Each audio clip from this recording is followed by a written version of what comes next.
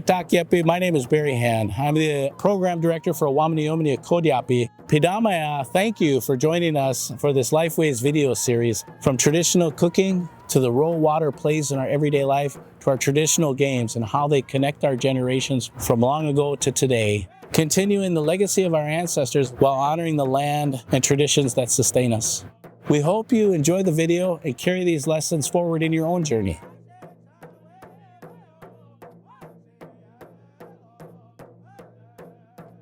Hello everybody, I'm Barry Hand. I'm the program director at Owámniyomni Okhódayapi. And I'm Kahomy Weston. I'm the coordinator for Owámniyomni Okhódayapi. And today we're making Okhódayapi. In Dakota, we call these Wipazoka, otherwise known as June berries or service berries. Wipazoka are ripe in June. You know when they're ready? Because they're kind of a little sweet and tart, and they're a nice blue, dark, purplish hue, and they don't have a pit. They're one of the first berries to be ripe for the berry picking season as summer arrives. And today we're going to make these into Okhódayapi. After we pick June berries, there's a couple ways to store them and preserve them for the winter or for the upcoming season. One of the main ways is to just put them in a Ziploc bag and store them in the freezer until you're ready to use them. Another way is to smash them either in a meat grinder like this one. It's an antique meat grinder. They also have electric ones too, but they still work. Or a stone pounder, and make patties out of them, lay them flat and let them dry. You can use a lot of different types of berries. We have our traditional choke cherries, plums, June berries, blueberries. A lot of people use strawberries and raspberries also. You can also even do a mixed berry.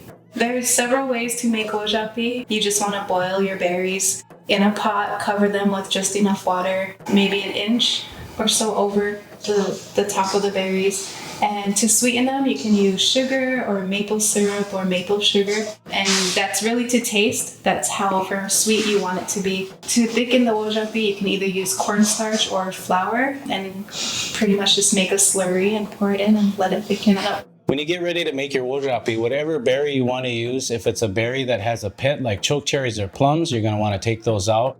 But if it's like June berries or raspberries, strawberries, you want to put them in like Kahomy was saying, cover about an inch of water, and you want to bring that to a boil. Once that comes to a boil, you're going to want to use one of these mashers to mash it down and to the consistency. Some people like it really smooth. Some people like a more chunkier type of Okhódayapi. It's all on personal preference. For sugar, we say chahampi. For flour, we say Okhódayapi budu.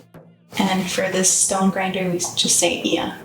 Pot in Dakota is chega. The word for potato masher is bro ipata. And for a grinder, uyukpa. So to start making Okhódayapi, we're going to put the berries into the pot, cover with water about an inch just above the berries, and let that boil. Right now what I'm doing is I'm mashing up the June berries, and we're going to keep thickening this as it boils down. We're going to boil it a little bit further, and then from there we're going to add a little bit of cornstarch and some sugar, sweetening to taste. Again, this is all your personal preference or your family's personal preference.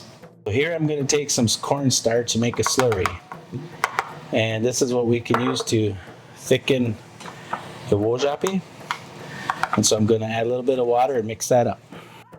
Now, as you can see, you add the cornstarch, it starts to thicken up, starts to become pudding. You're still reducing it a little bit, at least I like to. I like it a little bit thicker. Some people like it a little bit runnier.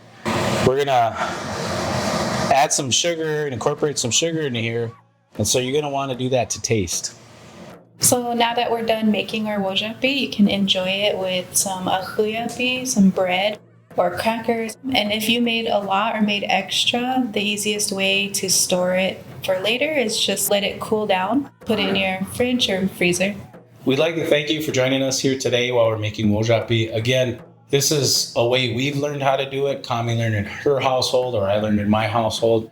There isn't a way to do it. There's a lot of different ways to do it. These are all things you can do in your kitchen or your backyard or at the fire. It brings the family together. And once you learn how to make Okhódayapi, that's something you keep with you the rest of your life.